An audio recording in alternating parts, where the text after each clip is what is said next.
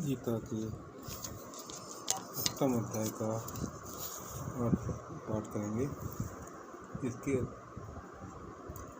तथ्य के रूप में भगवान ने उपसंहार रूप में 8वें अध्याय में बताया है कि मेरी अनन्य भक्ति के द्वारा ही पहली अनन्य भक्ति का अवलंबन करते हुए ही तू परम संसार सागर से पार कर। बाकी शुक्ल पथ से जाएगा और 2 पथ होते हैं, कृष्ण पथ और शुक्ल पथ। शुक्ल पथ से जाने वालों को मोक्ष की प्राप्ति संभव है और कृष्ण पथ वालों को पुनरागति संभव है। तो जैसे कि हम लोग यहाँ बात करते हैं पेंडेमिक की, कोरोना पेंडेमिक की, बेंगलोर में 700 बच्चों को जिनकी उम्र 10 साल से 19 साल के बीच में थी, उनमें कोरोना पाया गया, कोरोना पॉजिटिव पाया गया। तो होता है कि थर्ड वेव की शुरुआत हुआ, तो जैसे भी थर्ड वेव में डेल्टा प्लस और इस तरह के नई तरह के वेरिएंट आ रहे हैं, वही पाए जाएंगे और जो है इम्यून एस्केप होगा। और वैक्सीनेशन ज़्यादातर बड़े लोगों को 54 करोड़ लोगों को हो चुका है और कुछ को वैसे भी इन्फेक्शन हो चुका है। तो ये वैक्सीनेशन को एस्केप करेंगे, इसके बाद में नए वेरिएंट, वेरिएंट ऐसे आएंगे जो कि खतरनाक होंगे और ज़्यादा कंटाजियस होंगे और इन्फेक्टेड होंगे। लोगों की उम्मीद है कि सितंबर में आएगी, अक्टूबर आएगी, पता नहीं कब आएगी, लेकिन हमें अभी तैयार रहना है। और 3 प्लेट है: सोशल डिस्टेंसिंग, मास्किंग और हैंड हाइजीन का प्रयोग करते रहना। और हम गीता की 8वें अध्याय का पाठ करते हैं।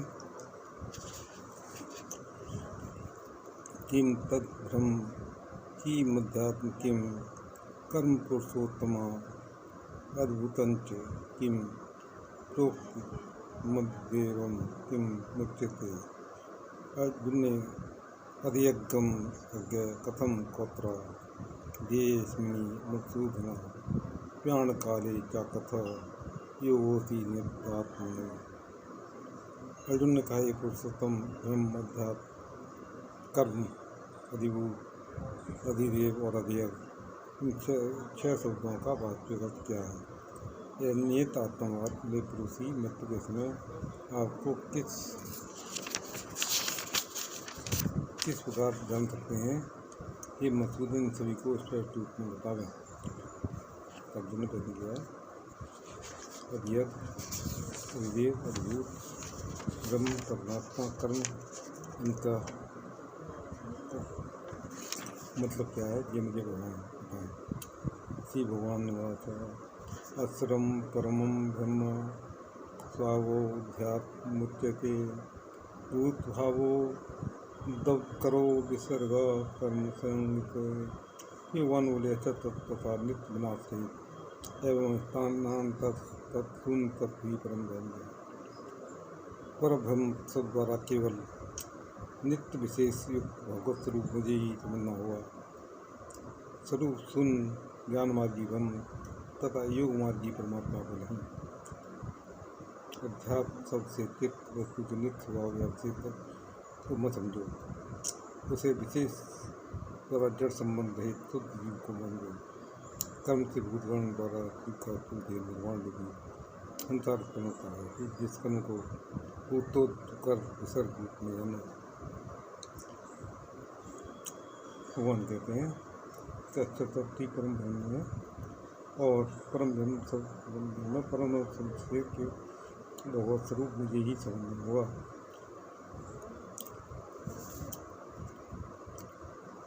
अधिभूतम चरो भावा पुरुष सचाधिदेवतम अधियज्ञो हमें बात्रा दे देवता नस्तर पदार्थ जनक भाव को अक्षर भाव या अधिभूत कहा जाता है। अधिदेव शब्द से सूर्यादि देवताओं के अधिपति समष्टि विराट पुरुष को समझो, अर्थात इंद्रिय ज्ञानाधिष्ठित पुरुष को जानो। ये धारियों में ध्येय में अंतर्यामी पुरुष के रूप में मैं ही अधिक हूँ। अंत काले च मामे विष्णु मुक्त्या कले ब्रह्म। यह प्राति समद्भाव जाति संशय जो अंधकार में मेरा स्मरण पूर्वक सही प्रचार करते हैं, वे मेरे भाव को ही प्राप्त करते हैं। अर्थात मरण काल में भी जिनको तब प्रधान पूर्वक भगवत स्मृति प्रवेश होती है, भगवत भाव ही को प्राप्त होते हैं। अब अंधकार में भगवत प्राप्ति कैसे होगी, भगवत उन्नति कैसे होगी? क्योंकि हम शुरू से ही भगवान का भजन नहीं कर रहे, शुरू से ही भगवान का स्मरण नहीं कर रहे, अंतकाल में कैसे स्मरण हो जाएगा? तो हमको शुरुआत से ही भगवान स्मरण करना चाहिए। ओम नमो भगवते वासुदेवाय का मंत्र का जाप करना है, शुरू से ही करना है। यम यम तापी स्मरण भावम तेज ते कदेवरम तम तमे वेति कौन्ते सदा भाविता। जो अंतकाल में जिस भाव को स्मरण करते हैं, शरीर को त्याग करते हैं, उस भाव से भावित तत्व को ही प्राप्त करते हैं। जिस प्रकार आदमी की मृत्यु देख के पता लगाया जाता है वह जीवन कैसा है। ज़्यादातर लोगों की मृत्यु तो रोती ही होती है, क्योंकि रोते हुए आते हैं, सब हंसता हुआ जीवन आएगा, वो मुकद्दर का सिकंदर कहलाएगा। हमने तो कभी किसी को हंसते हुए जाते नहीं देखा। मेरा प्रोफेशन भी शल्य चिकित्सक का है। मैंने बहुत से मरीजों को मरते हुए देखा है, लेकिन वो सब दुखी होकर मरते हुए देखा है, रोते हुए मरते हुए देखा है, हंसते हुए तो मरते हुए देखा नहीं है। लेकिन हम ऐसे कार्य करें कि हमारी जगत में जगह रोए, ऐसी करनी कर चले हम वहाँ से जगत। तस्मात् सर्वेषु कालेषु मां नो स्मृत्युर्जा भैर्पित मनोबुद्धि ममीवेश से संशय। अतः तुम सर्वदा ही मेरी परम ब्रह्म भाव को स्मरण करते हुए अपना स्वभाव कार्य अर्थात उद्र करो। इससे मुझ में तुम्हारा संकल्पात्मक मन और व्यवसायत्मक बुद्धि अर्पित होगी और तुम मुझे ही प्राप्त करोगे, इसमें संशय मत करो। अभ्यास योग युक्तेन केशा मान्य गाम्य परमं पुरुषम दिव्यम याति प्रस्थान चिंत्य। अभ्यास योग अनन्यगामी चित्त द्वारा परम पुरुष की चिंता करते करते परम पुरुषोत्तम को ही प्राप्त होगे, अर्थात अक्षर तत्वादि रूप में पुनर्गमन को प्राप्त नहीं होगी। कवि पुराण मनुशासिका रमणो रणीया समूह संवेद्या सर्वस्व धाता ब्रह्म चिंतय रूप मादित्य वर्ण तमस परस्तात् प्याण काले मनसाचरेण भक्त्या युक्तो योग बलेन च भूर्वो वर्धे प्राण भावेश सम्यक् सतम परम पुरुष मुपेति दिव्यम।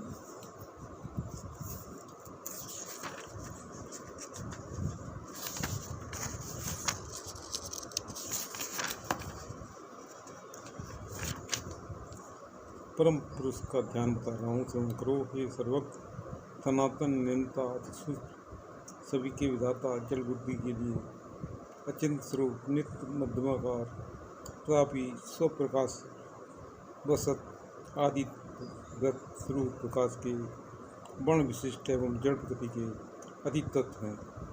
मरण काल में निश्चल मन वाला होकर भक्ति से पूर्व योगाभ्यास सत्य दोनों व्यक्तियों के मध्य में प्राण को विकसित कर उस दिव्य पुरुष को समीप प्राण करना चाहिए, जिससे कि मरण कली द्वारा चित्त विच्छेद न हो। उसके उपाय शुरू किया हो योग उपदिष्ट हुआ है। मरते समय भगवान का ही ध्यान करना है, नासिका पर ध्यान करते हुए व्यक्तियों के मध्य और दृष्टि को नासिका पर रखते हुए परमात्मा का स्मरण करना है। यत् सर्वं वेदविदो वदन्ति विसन्ति यद् तयो वीतराः यदि क्षन्तो ब्रह्मचर्या चरन्ति तते पदम संग्रहण तदेव विद पंडित कंजित अक्षर कहते हैं। कामना सन्यासीगण में श्रेष्ठ होते हैं, जिसको प्राप्त करने की इच्छा से ब्रह्मचारी गण ब्रह्मचर्य को आचरण करते हैं। वे प्राप्त वस्तु तुम्हें उपाय से बता रहे हैं। सर्वदा रानी संयम मनोहदी विरुद्ध क्या मूर्गन्या ध्याय मना प्राणमासितो योग धारणा ओमित काश्रम ब्रह्म व्याहरणो मां मनुस्मरणा या प्याति पेयन देहम सा याति ब्रह्माम गति। योग धारणा क्रम में समस्त इंद्रिय द्वारों को संयम मन को हृदय में जोरपूर्वक एवं प्राणों को दोनों भवों के मध्य में सन्निवेश करते हुए ओम इस वेद मूल अक्षर का उच्चारण करते करते जो शरीर त्याग करते हैं वे आलोक आदि रूप की परम गति को प्राप्त करते हैं। समस्त द्वारों को संयम कर मन को हृदय में जोरपूर्वक एवं प्राणों को दोनों भवों के मध्य में सन्निवेश करते हुए ओम इस मूल अक्षर का उच्चारण करते करते जो शरीर त्याग करते हैं तो मेरे सालोक्य आदि रूपी परम गति को प्राप्त करते हैं।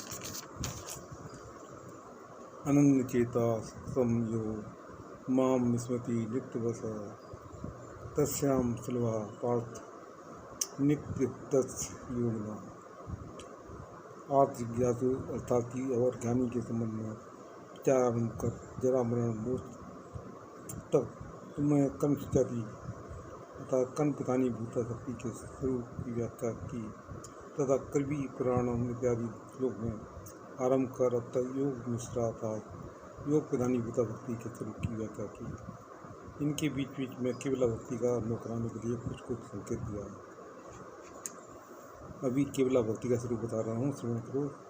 जो अनंत चित्त होकर केवल मेरा ही स्मरण करते हैं, मैं उन नित्य भक्ति योगों के लिए स्वरूप हूँ। अर्थात प्रधानी भूता भक्ति से मुझे प्राप्त करना दुर्लभ है, ऐसा जानो। केवल केवला भक्ति है जिसको शिष्य की परमात्मा को प्राप्त करना आसान है, सुलभ है। केवल परमात्मा दान करना है।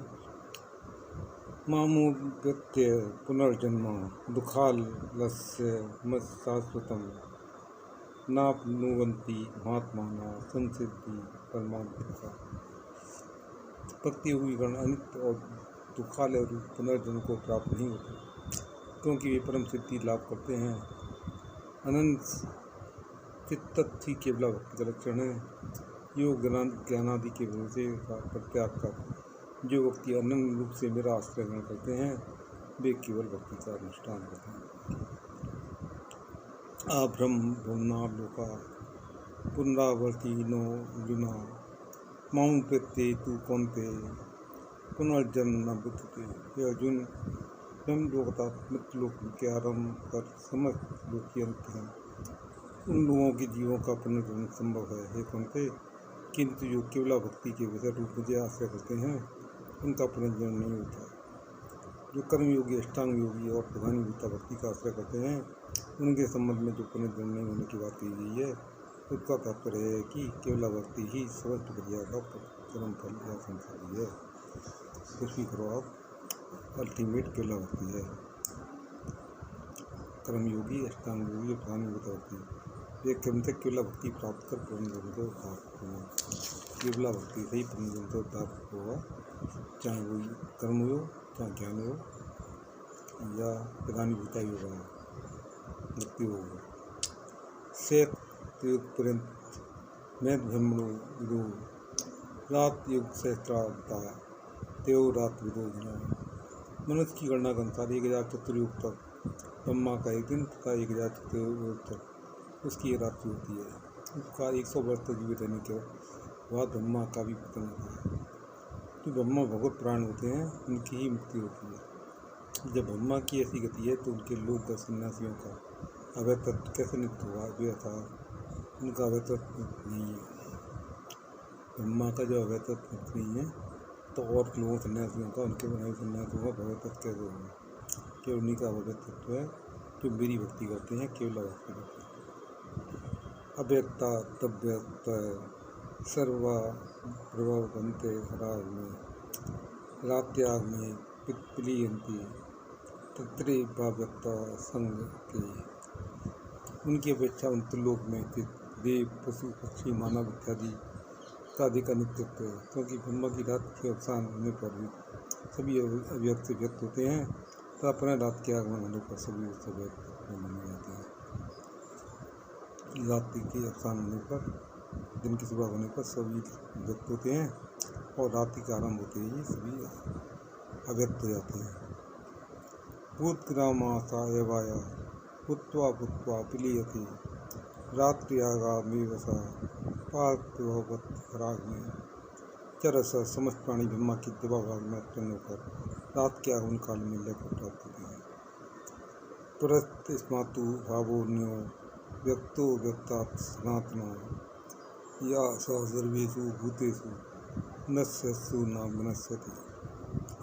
उक्त व्यक्त भाव से जो सनातन व्यक्त तत्व है यह तत्व इतना श्रेष्ठ और नित्य है कि सभी भूतों के नष्ट होने को भी नष्ट नहीं होता है। अव्यक्तो सरा इस्तमाहु परमाम गतिम यम प्राप्त न निर्वर्तन्ते तद्दाम परमम ब्रह्म। उसी अव्यक्त को अक्षर कहते हैं, वही सभी जीवों की परम गति है। उस व्यक्त को मेरा हम जानो, ये प्राप्त जीव का संसार में पुनः नहीं होता है। पुरुष सा परा पार्था भक्त्यालव्य स्तवन्या यशांतस्थानी भूतानी इन सर्मिदम ततम। अव्यक्त अवस्था में स्थित वे परम पुरुष एकमात्र भक्ति द्वारा ही प्राप्त है। ये पार्थ उस पुरुष के अंतस्थ होकर समस्त रूप वर्तमान है और पुरुष स्वरूप में मैं ही अंतर्यामी रूप में सर्वश्रेष्ठ हूँ। यत् काले तुनावृत्ति मावृत्ति जैव योगना प्रयाता यान्ति